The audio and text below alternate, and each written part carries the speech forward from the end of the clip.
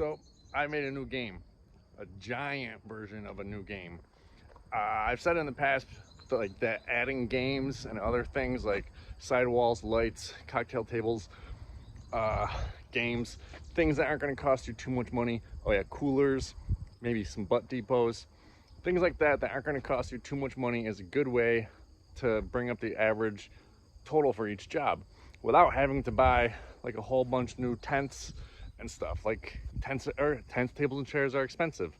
So say you're maxed out, but you can afford a $50 cooler. You can afford to build a game or buy a game. So they're good ways to add things on. This is what I made, a Giant Kerplunk game. I just went and bought some fencing from Lowe's and a few other things and was able to put this together pretty easily. Okay, so I just put it together with zip ties overlapping. It naturally wants to go round because that's the way it was stored.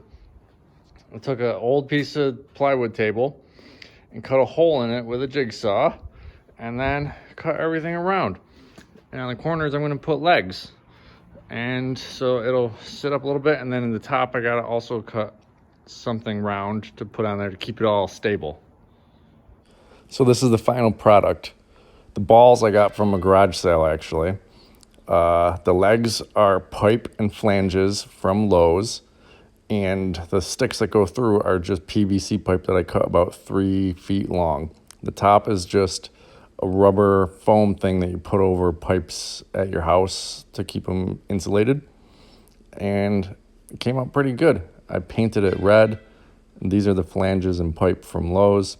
Real simple. You could probably do it cheaper than this. I just like the look and easiness of doing those.